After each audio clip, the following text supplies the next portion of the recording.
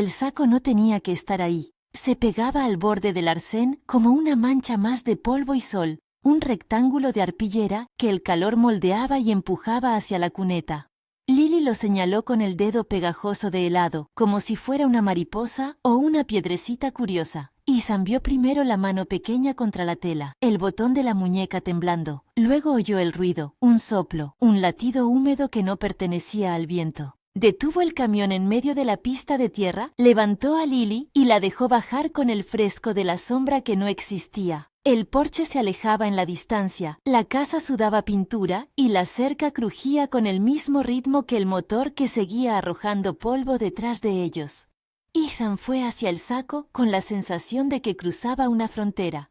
Desde ese borde el mundo rural conocido que era su vida se estrechaba y a un tiempo se abría en un hueco peligroso. Lily, descalza y con las trenzas deshechas, se quedó detrás tirando de la falda de su padre, con los ojos enormes que, como siempre, se le salían un segundo del rostro para volver a su sitio. Ethan apoyó las palmas en la arpillera. No olía a animales ni a hierba seca. Olía a algo más cerrado, al lugar que ha permanecido sellado. Le dieron ganas de poner el oído. El soplo era más preciso ahora, respiración corta, como la de quien ha corrido mucha noche. Nadie lo había puesto ahí por casualidad. Nadie lo dejaba morir sin pensar dos veces. Abrió el saco con cuidado, con las manos que conocían la piedra y el nudo de la cuerda del cercado. Del interior salió un hilo de aire, un pequeño espacio que permitió que la luz dijera lo que había dentro. Un rostro pálido, cabellos enredados, los ojos entreabiertos que miraron a Lily y se cerraron otra vez, como si el mundo les pesara. Lily fue la primera que habló. Su voz bajita atravesó el polvo y la tarde. Se acercó sin ruido y puso su mano en la mejilla húmeda de la joven. Ethan se tendió hacia adelante, listo a apartarla, a decir que no, pero la frase de su hija lo detuvo. No era una frase preparada, fue un golpe de luz. «Papá, tiene los ojos de mamá». La joven abrió los ojos otra vez. Eran color ámbar, un tono que a Ethan le traía el recuerdo de lluvias antiguas y de Mira, su mujer, que ya no vivía. Era una conexión física que atravesó la lógica y lo dejó sin aliento. La remota posibilidad de que algo de su pasado hubiera estado esperando en la cuneta. Lily no sabía de nombres muertos ni de ciertas ausencias. Sabía, simplemente, cómo eran los ojos que a ella le daban seguridad. Ethan señaló con la barbilla la toalla que traía Lily, la voz un hilo seco por la distancia entre lo que debía hacer y lo que sentía. «Cúbrela, pequeña, y corre al coche, trae la manta». Mientras Lily revoloteaba, Ethan se arrodilló y vio las marcas sobre las muñecas, huellas de cuerda, la piel comprimida en líneas más oscuras. No había detalle sensacional, solo los signos que una mano que ata deja. Al lado del cuerpo, enrollado en un trozo de lona, un papel arrugado sobresalía. Ethan lo recogió con cuidado, lo desplegó y encontró una lista que no parecía una nota de emergencia, sino un registro metódico. Nombres, fechas, anotaciones en una letra apretada. En el margen, con tinta corrida, un número. 46. En el coche, Lily canturreó para no pensar en la ley que la vida entera del campo le había enseñado a los niños. Si algo está roto, se arregla. Si algo duele, se tapa. Metió una manta. Se la puso encima con la seriedad de quien arropa a una muñeca herida. Ethan la miró y pensó en Mira, en cómo alguna vez sus cintas de pelo habían tenido el mismo brillo de empatía. Le pidió a Lily que cuidase de la joven. El miedo le dio agilidad. No llamó a los de la ciudad. Sabía que la ciudad tenía gente que venía a decidir por todo con papeles y con prisa. La casa suya era refugio, aunque no fuera gran cosa. El porche con la pintura descascarillada. La cocina que olía a café pasado. El reloj que siempre se retrasaba. La joven, cuando recobró algo de voz, dijo su nombre en una sílaba que parecía medir su alivio. Rose. Tenía la voz áspera y menos de lo que su edad marcaba. Ethan le ofreció agua. Ella la aceptó con una precisión que le dijo que no confiaba en nadie fácil. Su mirada volvía a la lista, como si recordarla la mantuviera entera. En el porche, Lily no dejó de tocar la mejilla de Rose. Esa mano infantil imprimía un cuidado sencillo que permitió a la joven sonreír, por primera vez, con una mentira pequeña, que estaba bien. Margaret Doyle llegó la tarde siguiente con una bolsa de vendas y la claridad de quien ha pasado por el mostrador de su tienda más de 30 años y sabe qué pregunta cortar antes de hacerla. Margaret olía a jabón y manzanilla. Trajo algo de comida. Tomó las manos de Rose con la profesionalidad de quien ha visto a mucha gente pasar por la puerta pidiendo favores. No preguntó de dónde venía. Los ojos de Margaret, con esa mezcla de curiosidad y prudencia, se fijaron apenas en las marcas del brazo. «No hay que tocarlas más de la cuenta», dijo Margaret. «Solo limpiar y dejar que el médico vea. ¿Dónde le duele?» El doctor Samuel Hayes llegó poco después de una llamada de Ethan. Hayes había sido médico del condado hasta que decidió montar una consulta privada en la carretera de la vieja estación. Tenía manos grandes y pacientes. Llegó con su maletín y una cámara que usó con calma para documentar las marcas. No era un gesto teatral, era la forma en la que los hechos se transforman en algo admisible fuera del porche de una casa. Tomó fotografías, anotó lo que vio y preguntó las cosas necesarias sin prisa ni invasión.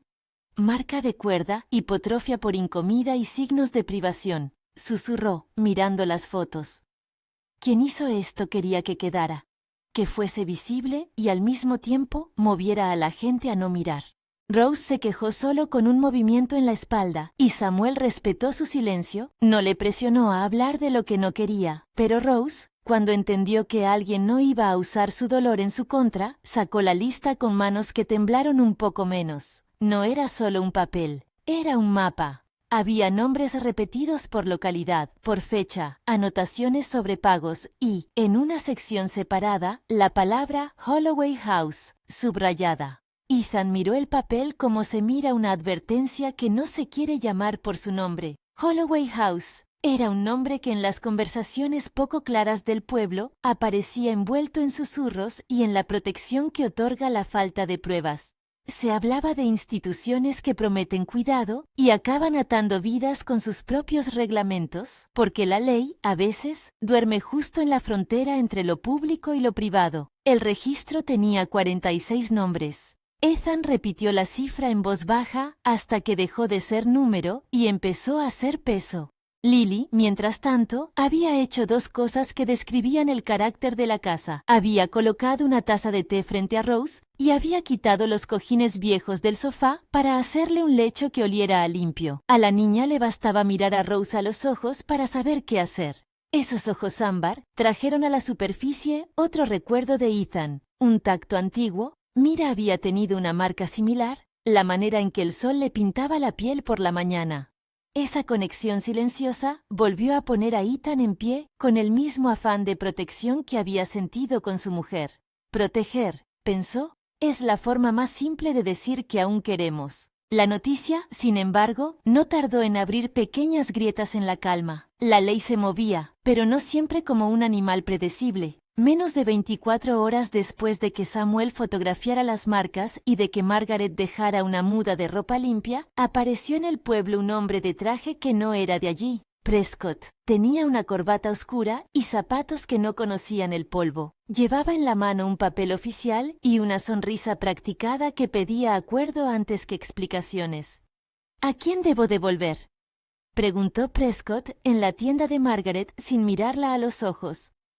Hemos recibido una orden de la oficina, que cualquier menor o persona en custodia sea devuelta al hogar que figura en los registros. Queremos asegurarnos de que todo quede en reglas. Margaret, de la misma manera que había traído vendas, ofreció silencio. No hizo preguntas innecesarias. Ethan oyó la historia por las rendijas. Se hablaba de protocolo, de cadenas de custodia, de devolver a quien corresponde. Rose pronunciaba Holloway House con la voz de quien intenta que su nombre no sea solo un ruido. Prescott buscó el modo de retomar la lista entre los papeles de Ethan, pero Ethan le cerró la mano como quien cierra la rendija de una puerta. Si quiere ver la lista, tendrá que ir a donde corresponda, dijo Ethan con la voz que suelen tener los hombres que no han elegido muchas batallas y guardan las que han elegido para cuando duelen de verdad. Y nadie se lleva a nadie de mi casa sin pruebas y sin explicaciones. Prescott dejó caer el papel como si fuera un guante. La corbata se arrugó un poco con el gesto. La sonrisa se volvió más dura. No dijo nada sobre Holloway House, Tenía maneras de hablar que insinuaban consejos sin comprometerse, pero la palabra retire o devolver en estado se coló con suficiente intención para que nadie de la tienda la ignorase. De la voz de Prescott salía una amenaza que parecía cuidada para que no fuese delito. El mismo lenguaje que confunde la presión con la legitimidad.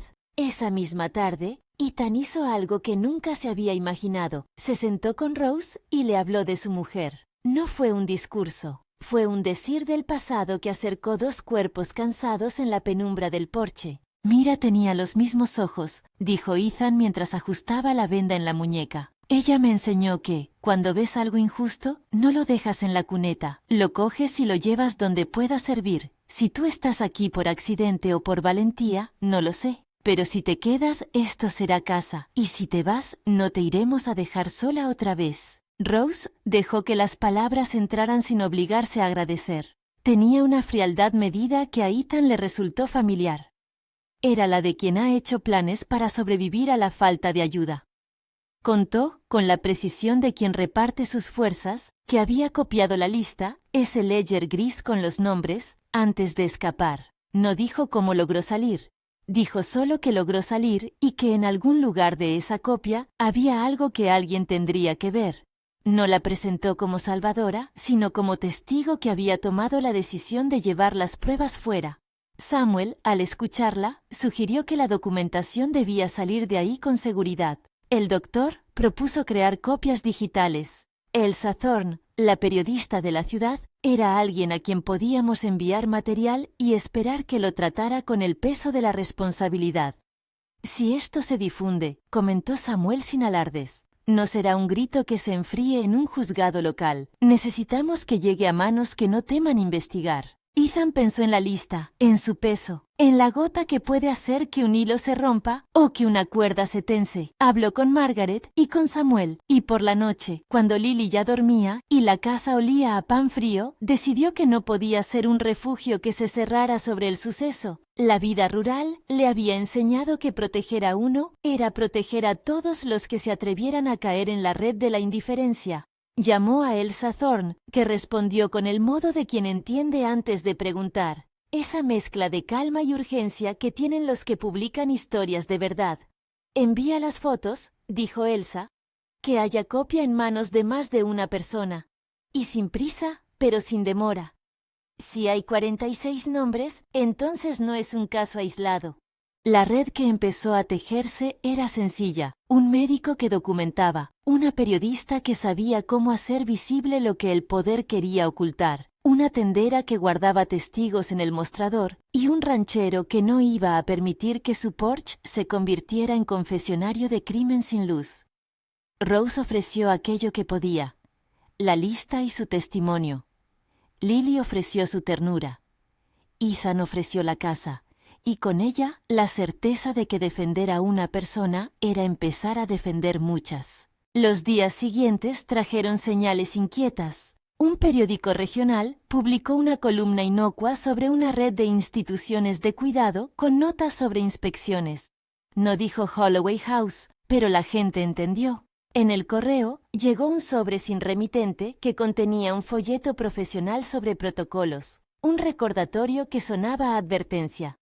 Aaron, uno de los hombres del condado que solía traer forrajes, miró a Ethan con una mezcla de respeto y temor y no se detuvo a ofrecer ayuda. La trama del pueblo era así. Había solidaridad y había miedo, y ambos coexistían sin integrarse del todo. Una noche, cuando la oscuridad ya era un paño grueso sobre las vallas, la luz del faro de un coche se acercó por la curva y se detuvo frente a la casa de Ethan. No era un coche municipal, sino uno con placas nuevas y rociadas de barro. Apareció un hombre en la verja con la sombra larga del cuello tenso. No llevaba corbata, pero tenía una calma de quien ha hecho tratos muchas veces. Hombres que saben cómo convertir lo ilegal en negocio y el miedo en obediencia. Preguntó por Rose con un tono que no pedía permisividad, pedía cumplimiento. Ethan sintió el peso de la noche como una prueba física. Miró a Lily que, desvelada por un susurro, se asomó al umbral con los ojos enormes y la manta en las manos. El hombre dijo su nombre, Prescott. Dijo también que la orden venía del marshal y que sería mejor que nadie se interpusiera. Ethan escuchó, y por primera vez en la tarde, el recuerdo de Mira le pesó de otra manera. Ella habría dicho que no hay lucha fácil, pero que hay luchas que se dan porque alguien tiene que darlas. Sacó la lista que Rose había acogido, como si su poseedor fuera un tesoro inflamable. La dejó a la vista en la mesa del porche, un pequeño desafío. Prescott sonrió de medio lado, esa sonrisa que intenta apropiarse de los vacíos legales, y repitió que podían arreglarlo con discreción. Rose, que había llegado a la porche con la cojera que obliga a la cautela, miró a Prescott con los ojos de un animal que ya había medido la distancia de su fuga. No habló de eso que no debía decir. Su voz fue una cuerda tensa pero clara. No me voy a ir, no voy a volver. La frase fue sencilla. Ethan supo, al escucharla, que aquel era el momento en el que la casa dejaría de ser solo un techo para convertirse en un punto de quiebre. Prescott dio un paso hacia adelante y a su espalda se advirtió el brillo de otro coche, la presencia de unos brazos más. No eran hombres de la ley que pertenecieran al pueblo, eran brazos con orden y con dinero. El porche se convirtió en una isla donde la lealtad y la amenaza se tocaban. Ethan se colocó entre Prescott y Rose, como se coloca una valla entre un ganado y la tormenta. No gritó. Tenía la voz en la medida de quien sabe que las cosas se deciden por la firmeza y no por la furia. «Esta casa no es una morgue», dijo. «No se llevan a la gente en la oscuridad».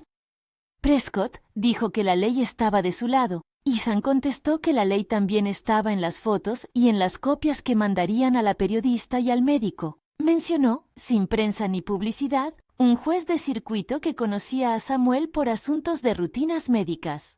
Prescott hizo un gesto, una mezcla de desdén y amenaza, y se alejó diciendo que él no era un hombre que perdiera tiempo. Pero la sombra de su paso quedó. Alguien, más arriba, había mostrado interés. A la mañana siguiente, el porche amaneció con una marca pequeña en la madera. Una bisagra movida. Un rastro de pisadas que no encajaban con las visitas habituales. Ethan lo vio y supo que no había vuelta atrás.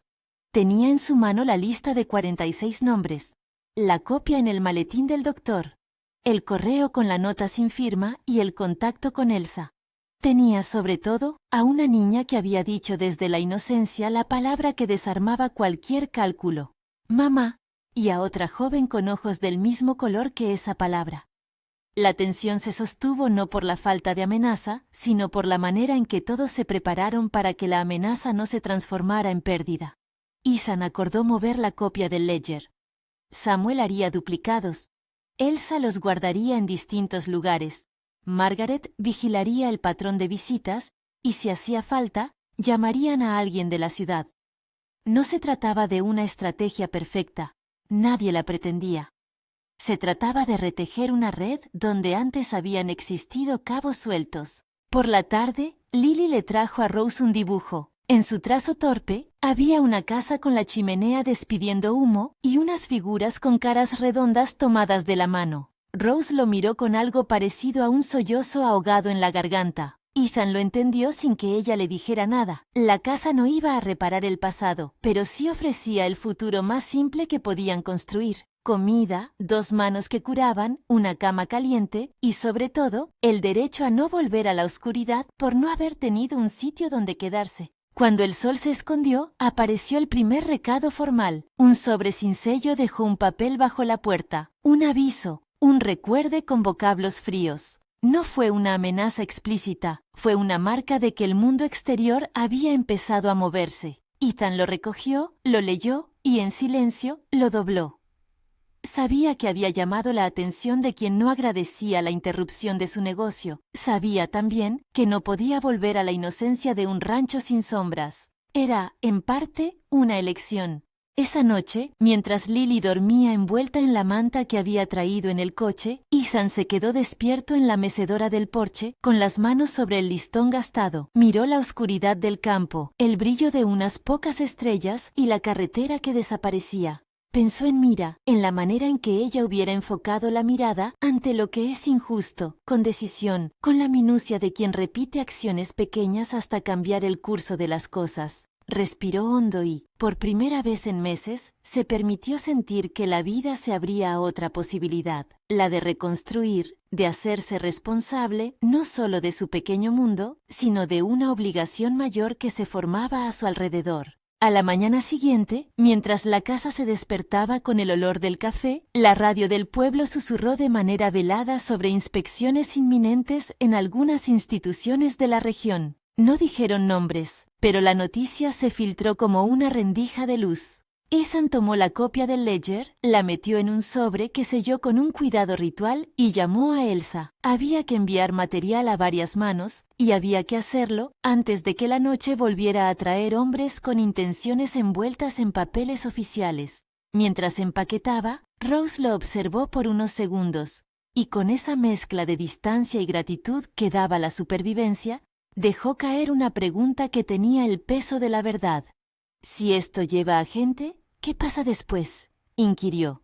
Ethan pensó en la respuesta que había preparado para su hija si alguna vez hablaba de Mira, que no había soluciones fáciles, solo opciones. Dijo exactamente eso. «Se trabaja», contestó, «se cuenta, se prueba y se mantiene la historia viva hasta que alguien con poder no la pueda ignorar. No será de un día para otro, ni será fácil, pero se empieza». Afuera, un coche se detuvo en la carretera. No era el de Prescott, era otro, con luces intermitentes que no pertenecían a la patrulla del condado. Cuando Ethan abrió la puerta del porche, la figura que vino hacia él traía en la mano el volante de un número que ya conocía. Un sello de la oficina del marshal. La voz que habló su nombre lo hizo con una cortesía medida. El hombre presentó credenciales que supieron a respeto y a control.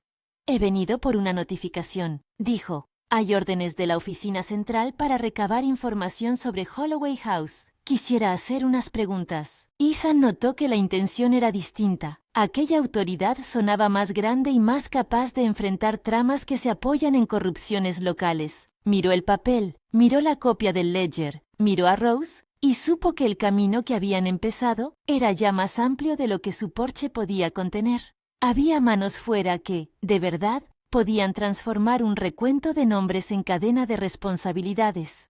Lily apareció en el marco de la puerta con la taza que siempre llevaba por las mañanas, la mirada más abierta que jamás había tenido. Se acercó a la joven de ojos ámbar y repitió, como si la frase fuera un conjuro que protegía: «Papá, tiene los ojos de mamá». La frase no era solo un disparo de ternura, era el espejo en el que todos se miraban para decidir quiénes iban a ser. Ethan la sostuvo como un faro, y mientras él se preparaba para hablar con el hombre de la oficina, sabía que, a partir de ese momento, no solo se trataba de una casa.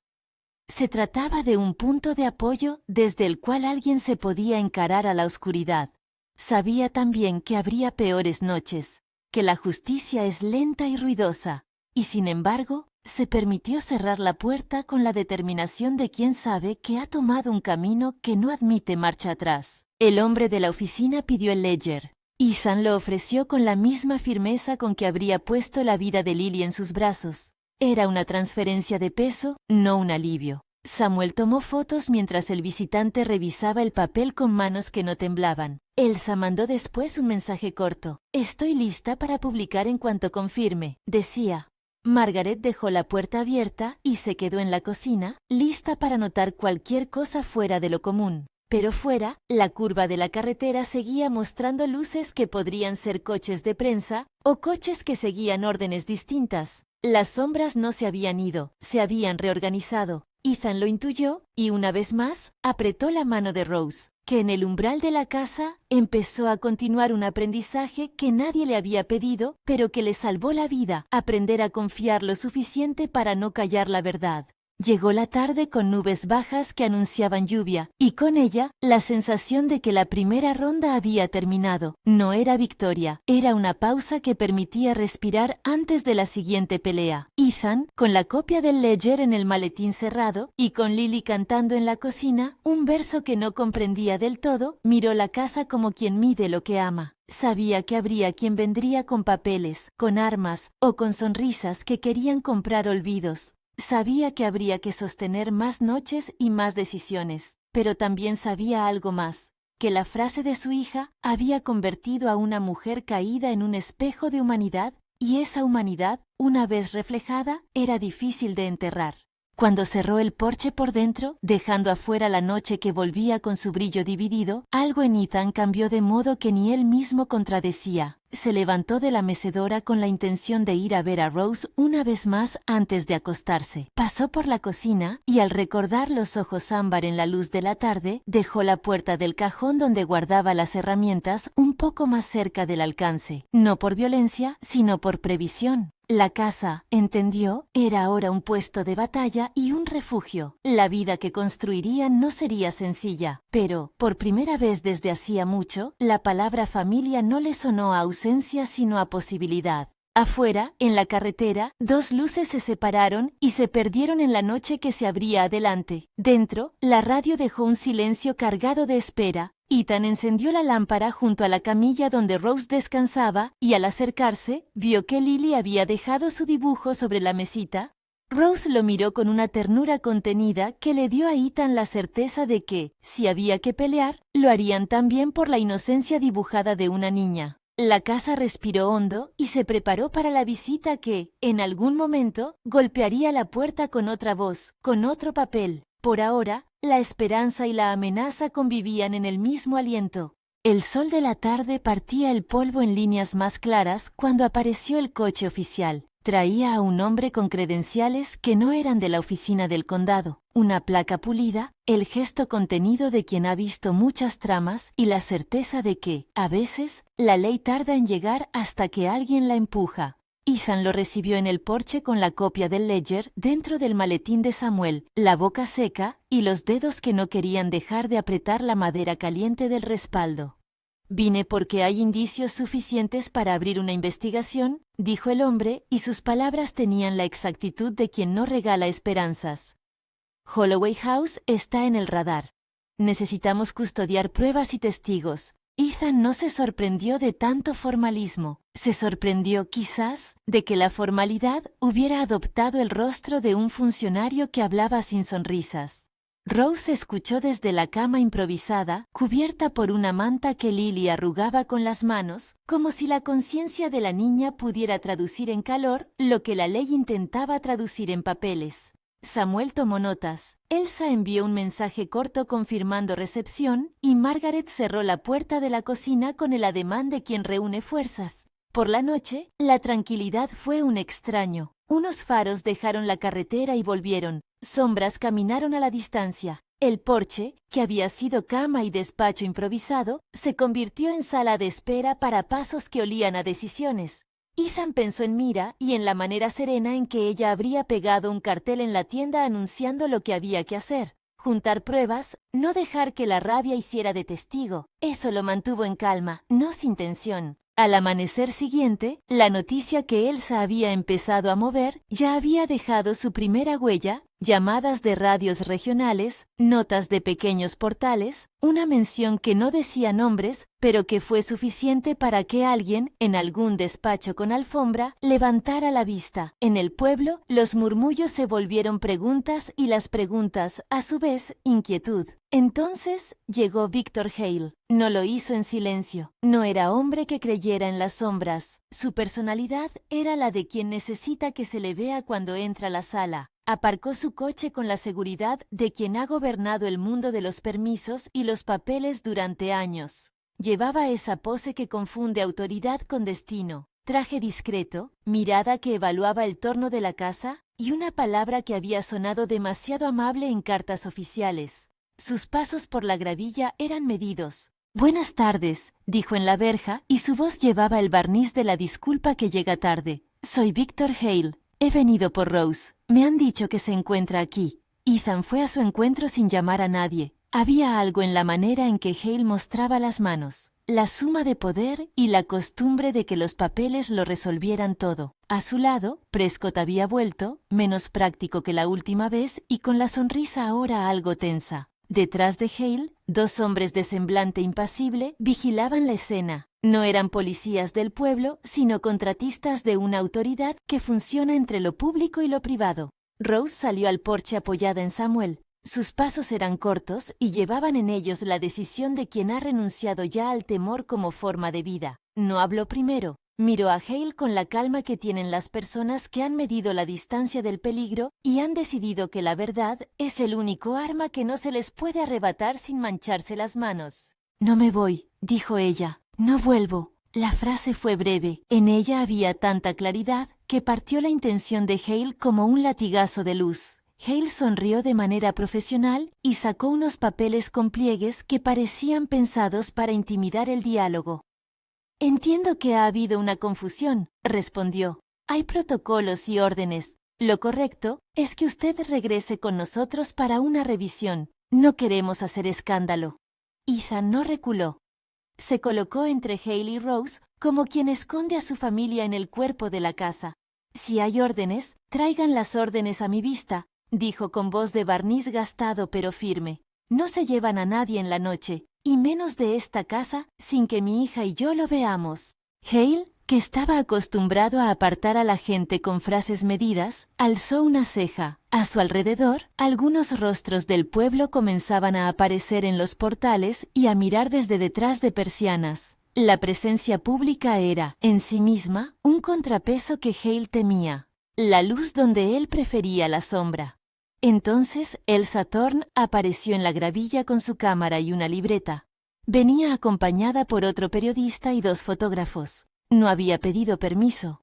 Ella misma decidió que la historia debía estar en el ojo público. Samuel, con la calma de quien hace su trabajo, ubicó su cámara y registró las manos de Rose, la disposición de los papeles, las marcas en la piel. Margaret abrió la puerta de la tienda y dejó las cortinas a medio correr. La curiosidad se mezcló con el miedo, pero la curiosidad era ahora otro tipo de fuerza, la de quien mira para que lo que está oculto deje de existir por sí solo.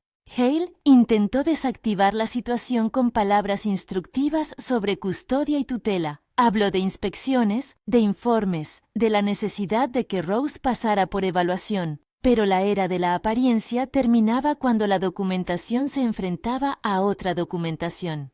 Allí estaba el ledger, copias en manos de Samuel, del funcionario que había llegado desde la oficina central y de las personas que Elsa había decidido que la prensa debía tener. Lo que Hale menos deseaba era que su obra de tantos años se convirtiera en papel reproducido y circuito de testimonios. Fue entonces cuando Rose, con la compostura templada por la supervivencia, hizo algo que cambió la escena de manera irreversible. Se levantó, con la ayuda de Lily que se había acercado a pesar del ruido, y miró a la cámara de Elsa. No dijo grandes discursos, dijo nombres. Los enumeró en voz baja, con la precisión de quien recita una lista porque sabe que cada nombre es una persona que no puede volver a ser letra suelta en un archivo. «Son 46», dijo, 46 nombres. La cifra dejó de ser un número para convertirse en un peso que el aire no pudo sostener. La gente que miraba dejó de comentar trivialidades y se transformó en testigo. Algunos de los hombres detrás de Hale se removieron con la incomodidad de quien descubre que hay consecuencias. Uno de ellos, un hombre de rostro curtido que en otros tiempos había traído piensos a la granja, apartó la mirada. No era un héroe, era una persona que había sido capaz de sumarse a una cadena y ahora descubría que su mano, sin darse cuenta, había apretado un nudo demasiado fuerte. Hale intentó recuperar la iniciativa, apretó el protocolo como se aprieta una llave y habló de custodiar para proteger, pero sus palabras ya habían perdido su lustre. La prensa había tomado notas, el funcionario federal registraba todo, y mientras el hombre de traje buscaba en sus carpetas, un susurro fue creciendo, voces que recordaban facturas, contratos, promesas de empleo, favores intercambiados por silencio.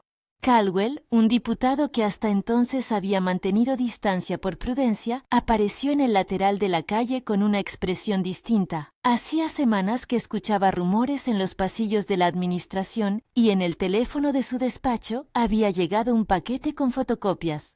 Caldwell no era amigo de estridencias, era un político que calibraba pasos. Pero cuando escuchó la certeza en la voz de Rose, cuando vio en la mirada de Lily esa inocencia que define los límites de lo que debe ser protegido, decidió que la prudencia ya no le servía. «He venido a ofrecer testimonio», dijo Caldwell con la gravedad de quien pesa la propia responsabilidad. Sé de inspecciones ignoradas y de expedientes que se quedaron en un cajón. Puedo declarar. La declaración se extendió como una mancha clara. Cuando alguien con nombre y posición decide que no va a mirar hacia otro lado, la estructura que sostenía la impunidad tiembla. Algunos de los hombres junto a Hale comenzaron a susurrar entre sí. La fuerza que mantenía la obediencia era, en gran parte, la convicción del silencio colectivo. La presencia de la prensa y la de testigos con nombres hicieron que algunos mudaran de postura. No todos, pero algunos. Hale comprendió que debía sellar la escena antes de que el rumor se convirtiera en proceso. Intentó, con una sonrisa que pretendía ser conciliadora, que Rose aceptara una revisión privada en Holloway House. Ofreció recursos, una red de asistencia, una promesa que pretendía ser curativa. Rose, con la mirada que ya no admitía ser objeto de acuerdos, negó con la cabeza. «No quiero su red», respondió. «No quiero volver. Quiero que se investigue. Que sepan quién firma su dinero y quién firma los órdenes». Las palabras fueron un golpe seco. Un hombre del entorno de Hale, que hasta ese día había sido su mano derecha, miró a Hale y luego al suelo. Nadie lo ordenó a cambiar. Lo hizo por la propia medida de su conciencia. Dijo que no podría acudir a un lugar donde no confiaba su propia sombra. Ese gesto no resolvió la escena, pero fue un indicio. Las estructuras que se sostienen en la obediencia se quiebran cuando la obediencia se vuelve vergonzosa. Hale, acorralado por su propio prestigio y por el peso del Ledger multiplicado, tomó una decisión que muchos imaginaban: llamar a la autoridad que, hasta ese momento, le servía. Quiso imponer su versión de la ley con nombres y papeles. Aquello hubiera sido habitual en otras tardes. Un coche más y una puerta abierta de malas maneras. Pero no era la única tarde posible. Elsa había enviado copias a varios medios. Samuel había subido fotos a un servidor seguro y el funcionario federal había dispuesto custodia para el material. La difusión había convertido la escena del porche en un lugar donde cualquier intento de recuperar a Rose por la fuerza habría sido registrado, publicado y seguido por investigación. La tensión escaló hasta un punto en que las miradas eran más punzantes que las palabras. Hale, sintiendo que le escapaban las formas de controlar la historia, se excusó y se marchó. No era una derrota total. Era el primer movimiento visible en una partida que habría de prolongarse. Dejó tras de sí la sensación cortante de que aún habría quien pagara caro el precio del silencio. Esa misma tarde, la televisión nacional recogió la noticia y la puso en un rincón de las noticias. Holloway House bajo sospecha. Testigo rescatada en una granja. La cifra, otra vez, resonando por todos los altavoces. 46. Las redes la convirtieron en eco y en brújula. La gente empezó a contactar con líneas de ayuda, con refugios y con abogados. Organizaciones que trabajaban con menores ofrecieron apoyo y recursos. Lo que comenzó como una casa que no quería saber, pasó a ser una causa que muchas manos comenzaron a sostener. Las consecuencias institucionales no fueron instantáneas. Un proceso, por definición, es lento y repleto de papeles. Pero había ahora una cadena de custodia, el Ledger en manos de la oficina central, las fotografías de Samuel con fecha y hora, los testimonios encriptados que Elsa había recabado. Se abrieron carpetas, se ordenaron citaciones y se realizaron diligencias de rescate en distintos puntos donde hubo indicios. Dileya fue encontrada en un lugar que no era Holloway House, pero que pertenecía a la red de atención que el Ledger parecía describir. Una casa con ventanas cerradas y con el olor del abrigo viejo. Dileya era pequeña, con ojos aún demasiado grandes para entender la magnitud del cambio. La entregaron en manos que, aunque noveles, eran seguras. Trabajadores sociales, médicos, personas que sabían cómo acercarse sin reproches. Cuando Dileya entró por vez primera en la casa de Ethan, lo hizo con la cautela de quien no sabe si las manos que la toman le darán tormenta o abrigo. Lily fue quien la recibió con un abrazo que no preguntó por qué. Era solo una nada más pura, la aceptación. Rose, al verla, no derramó lágrimas. Hizo algo que era más útil. Puso a Dileya su propia manta y le dejó un lugar en la cama. Con un gesto que parecía pequeño, dispuso la red que las cifras y los papeles no pueden tejer. El trato humano. El caso se movió con la lentitud que exigen las leyes. Hale fue citado, aunque no detenido inmediatamente. Las indagaciones llevaron a la detención de algunos asociados, a la clausura preventiva de instalaciones y al acopio de testimonios. No fue un ajuste perfecto, fue un proceso con agujeros y con marchas y contramarchas. Hubo acusaciones formales, audiencias preliminares y veladas negociaciones de testigos.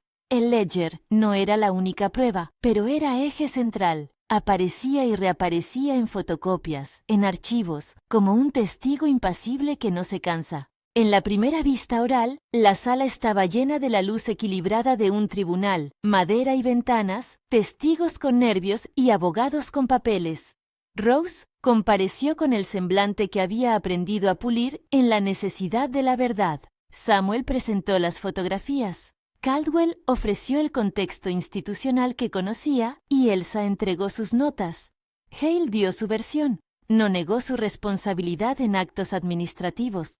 Negó las acusaciones que le endilgaban explotación deliberada. Fue un momento en que su humanidad apareció sin héroes. Un hombre que había construido una carrera sobre la frontera entre la ayuda y el control, que creyó que su marco justificaba sus acciones. No todos los que trabajaban con él eran monstruos. Algunos habían creído en una causa mal guiada. La fiscalía hizo lo suyo, la defensa lo suyo. El jurado tenía en sus manos no la absolución, sino la pregunta de hasta dónde llega la responsabilidad cuando el poder tiene olor a caridad.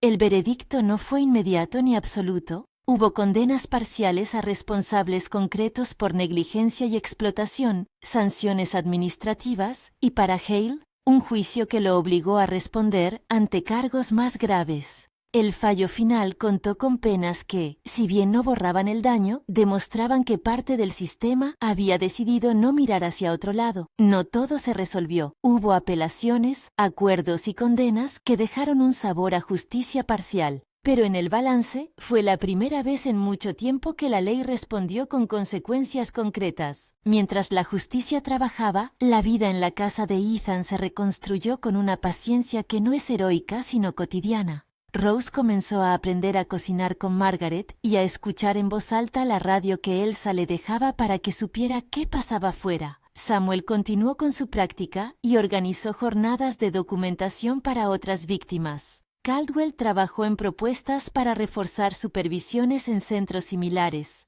La prensa dejó de mirar con la voracidad de la noticia y se centró en el seguimiento. Hubo reportajes que ofrecieron rostro a los supervivientes sin convertirlos en espectáculo. Dileya aprendió a reír con Lily en tardes donde la tarea más importante era pintar un dibujo o inventar una canción torpe. Ethan descubrió que la paternidad puede renovarse. No fue algo que sucediera de inmediato y sin dolor. Hubo días de ira y noches de miedo. Hubo regresos de recuerdos que obligaban a hablar y a sostener. La casa, transformada en refugio, se llenó de objetos que hablaban de cuidado. Una mecedora nueva apareció en el porche, comprada por Margaret, con la excusa de que a Ethan le faltaba reposo. Una caja de herramientas fue devuelta a su sitio, no para fabricar vallas, sino para reparar ventanas y columpios. El tiempo instauró su ritmo. Terapias para Dileya, sesiones de acompañamiento para Rose, grupos de apoyo organizados por una ONG que Elsa puso en contacto. En una tarde de otoño, mientras la pintura del porche se secaba en la brisa, Lily se acercó a Rose con la determinación que solo una niña tiene para no ser tímida.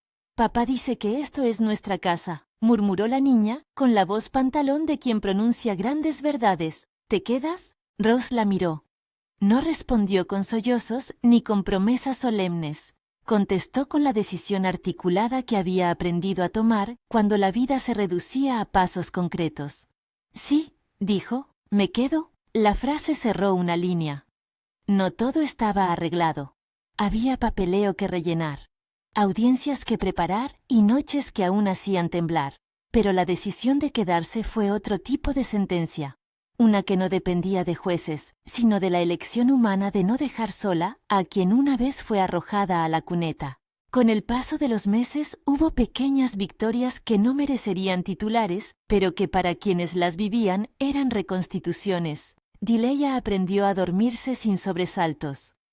Rose comenzó a trabajar con Samuel en un proyecto de recopilación de testimonios para que nadie tuviera que repetir lo que ella había vivido sin más ayuda que la propia memoria. Elsa publicó una serie que despertó interés y que llevó a otras investigaciones.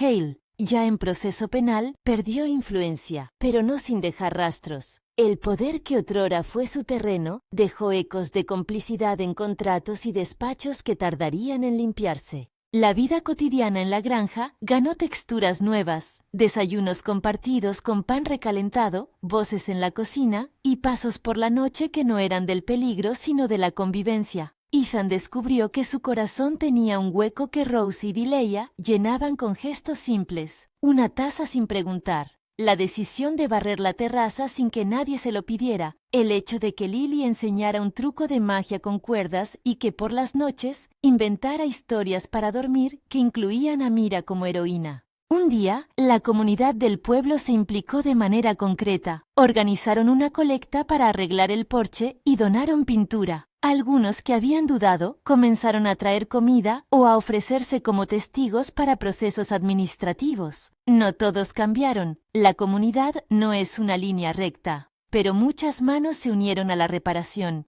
Y mientras se pintaba, la casa empezó a adquirir un color que no solo protegía la madera, sino que también parecía sellar la memoria con la posibilidad de otros días. La justicia, por su parte, no perdonó la complejidad. Algunos acusados menores recibieron sanciones, otros llegaron a acuerdos que incluyeron trabajos comunitarios y participación en programas de formación. Los cargos contra Hale fueron finalmente seguidos con rigor y obligaron a revisar procedimientos. No fue un triunfo total, pero fue una señal de que la evidencia, la documentación y la voz pública pueden hacer temblar estructuras.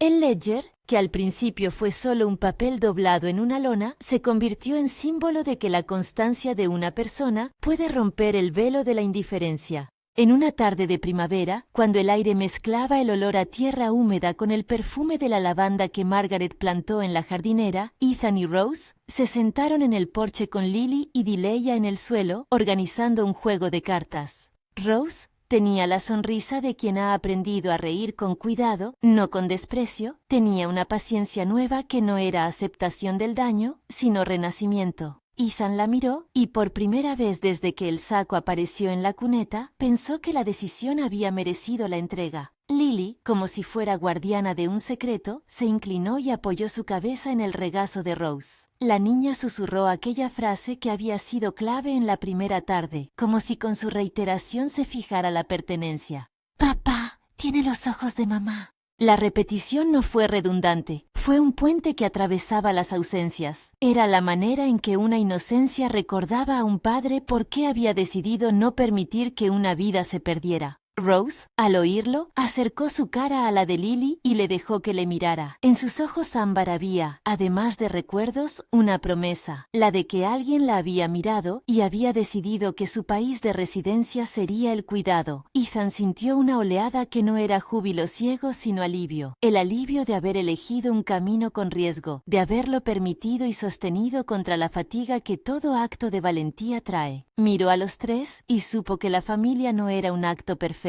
Era una serie de compromisos diarios. Arreglar la puerta cuando crujía, cocinar cuando no había fuerzas, escuchar cuando las palabras pesaban y no intentar borrar el pasado, sino darle un lugar en la mesa. La casa, una vez refugio improvisado, se convirtió en centro de lo que implicaba la reparación. Acogida para quienes la necesitaban, sitio donde la gente podía dejar testimonios y ser atendida por profesionales, espacio donde Lily enseñaba a Delia a trazar flores con un lápiz. Margaret siguió cuidando del mostrador de su tienda como si el pueblo entero dependiera de su sentido práctico. Samuel abrió turnos para documentar casos y ayudar a organizar evidencia con respeto. Elsa mantuvo la atención mediática, pero aprendió a no exponer más de lo necesario. Caldwell trabajó en reformas, presionando para que las inspecciones institucionales no se quedaran en papeles con firma. Hubo momentos de sombra, llamadas amenazantes a medianoche, intentos de desacreditar a Rose, filtraciones que buscaban minimizar el alcance. No todo el mundo apoyó el cambio, pero por cada intento de restaurar el viejo silencio, aparecían manos dispuestas a sostener la verdad. La vía para el cambio fue lenta, a veces frustrante, pero constante. En un cierre que no es redondo sino justo, la vida siguió con su mezcla de trazos claros y roturas por pulir. Rose estableció una rutina: clases técnicas por las mañanas, trabajo en la huerta por las tardes y sesiones de apoyo los fines de semana con quien necesitara hablar. Dileya comenzó la escuela con Lily. Las dos corrían por el prado, con los pies manchados de barro, inventando historias en las que los malos siempre eran vencidos por gente pequeña que sabía decir la verdad. Ethan, por su parte, recuperó una licencia de paternidad que antes no supo pedir. Se quedaron unos meses en casa para sostener la transición. En la última escena, el porche, recién pintado, vibra con risas. El brillo de la pintura se funde con la luz del atardecer y con la sombra de los árboles. Lily sostiene una caja de pintura y observa a Rose, que está al borde de la escalera, y a Dileya, que intenta con un pincel un trazo torpe en la barandilla. Ethan se inclina y deja su mano sobre la de la joven. No hay promesas grandilocuentes, solo la certeza de que la casa tiene ahora puertas abiertas y gente que se mira para no olvidar. Lily vuelve a hablar, como si quisiera sellar el gesto primero y recordar luego que nadie se queda atrás. «Papá, tiene los ojos de mamá», dice, esta vez con una sonrisa. No hay lágrimas obligadas, hay reconocimiento y un puente que une ausencias con presencias. Rose mira a Lily y por primera vez en mucho tiempo permite que su sonrisa sea larga y cálida. Ethan siente que la frase le ilumina por dentro. Es la señal de que, a pesar de todo, lo que se pierde se puede, con trabajo y con verdad, volver a mirar. La historia no termina con finales claros. Quedan audiencias, papeleo, procesos de recuperación que tardarán años. Pero hay algo que sí marcha: la decisión de no ser cómplices del silencio y la capacidad de tejer, con manos sencillas, un hogar nuevo. La casa sigue siendo un lugar con maderas gastadas y con rastros de noches difíciles, pero también con el protocolo cuidado de quienes saben que, cuando alguien resiste y cuenta, la justicia puede comenzar a caminar. Si esta historia te ha conmovido, suscríbete y comparte para que llegue a más oídos que puedan acompañar causas similares. Y si puedes, infórmate sobre organizaciones que trabajan con infancia y supervivientes. La voz y la información pueden ser, a veces, la mano que alguien necesita para salir del saco donde otros quisieron que se quedara. Cuando el sol se va, la luz se queda en la barandilla recién pintada. Lily apoya la cabeza en el hombro de Ethan y Rose. Desde la escalera, mira el horizonte con una calma que carga en su fondo la certeza de que la vida, por frágil que sea, merece ser protegida. Dileya corre con una risita que se pierde en la tarde. En ese ruido de pequeñas seguridades, la frase que comenzó la historia se fija como un ancla. Los ojos, la memoria y la ternura han vuelto a encontrar un lugar donde quedarse.